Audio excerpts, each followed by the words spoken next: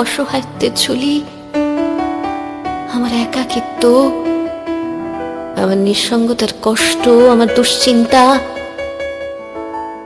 আমার হতাশা,